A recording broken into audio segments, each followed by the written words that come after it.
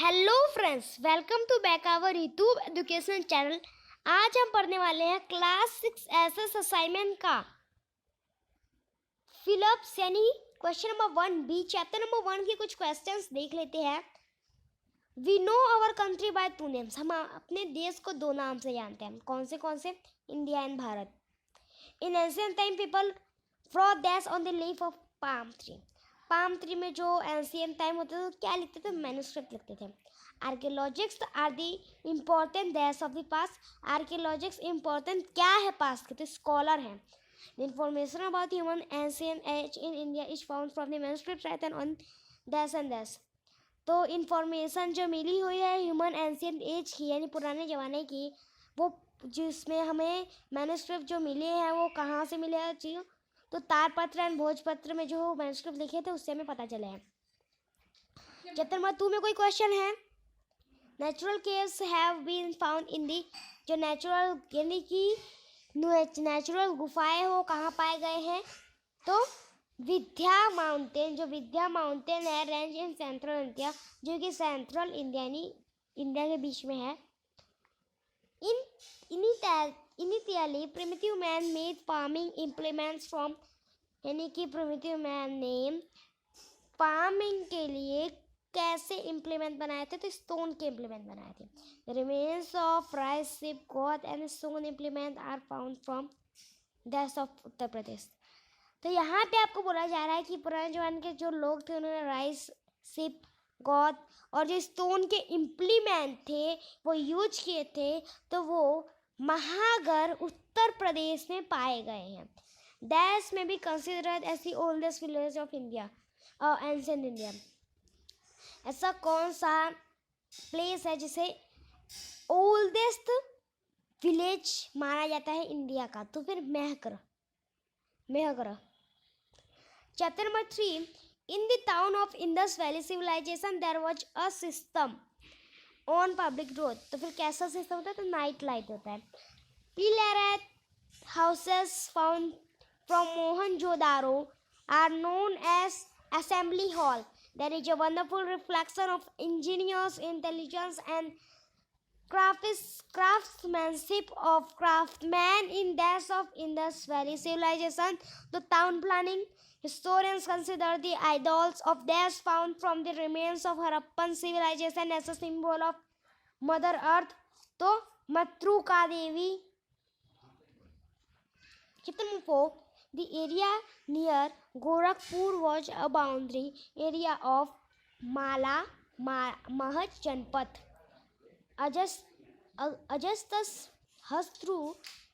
अजस्तस हात्रु में पतलीपुत्र Patna the capital.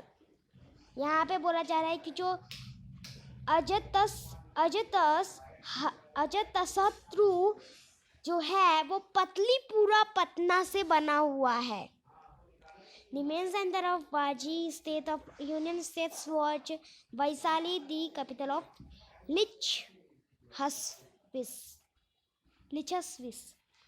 During the time of Mahajanpad, farming was improved due to the use of iron tools.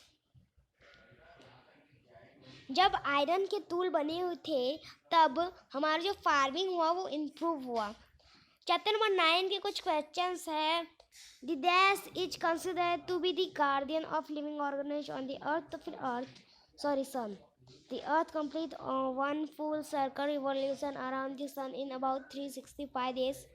The pole star can be detected with the, यहाँ पे जैसे कि आपको first question था, जैसे कि तो जो ऐसा कौन सा प्लैनेट है जिसे हम मानते हैं अर्थ के सारे गार्जियन, सारे ऑर्गेनिज का गार्जियन, तो आपका जाएगा सन, है ना, सन जाएगा। सेकेंड है कि अर्थ को सन के एक चक्कर काटने में कितने दिन लगते हैं? तो उसको 365 डेज लगते हैं। और फिर तीसरा आपका क्वेश्चन है कि पोल स्टार को हम कैसे पता कर सकते हैं? कौन से कंस्टलेशन के हिसाब से? तो सप्तऋषि कंस्टलेशन के हिसाब से। This occurs only on the full moon night. कौन है जो फुल मून नाइट में दिखता है? मतलब फुल मून नाइट को ही आता है तो lunar eclipse. Okay. Chapter number 10, in the solar system, only Earth has the favorable temperature, water, and air for life to exist. The base for our food, living and existing means lithosphere.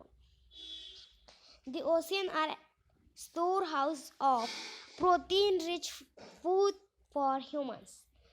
Sound can be heard because of the medium known as atmosphere. Chapter number 14 में से कुछ question है. People of Maharashtra mostly speak. Maharashtra के ज़्यादातर लोग मराठी इस्तेमाल करते हैं. रसगरबा, जो रसगरबा है वो गुजरात में यूज होता है, फेमस है गुजरात का. इंडिया में द फीलिंग ऑफ वसुधैविया through in the world. Birth of boy is given preference each society, so girls become victims of तो कुटुंबकम. चैप्टर नंबर 15 लास्ट चैप्टर है आपका. The government of our country is elected through. तो फिर voting, हमारे जो country का जो गवर्नमेंट होता है वो वोटिंग के थ्रू लिया जाता है. This government take charge of the entire nation. तो फिर central government. The tenure of the elected government in our each for 5 year. यानी कि 5 साल बाद हमारा इलेक्ट बदलता रहता है. Communist ideology is known in the world as the leftist दाबेली आइडियोलॉजी. तो इसी के साथ आपका पार्ट 2 फिनिश होता है. असाइनमेंट एसएस का क्वेश्चन नंबर 1 भी फिनिश होता है. अगली पार्ट में हम क्वेश्चन नंबर 2A करेंगे. अगर आपको हमारा वीडियो अच्छा लगा तो इसे लाइक, सब्सक्राइब, चैनल के चैनल में जय हिंद, जय भारत.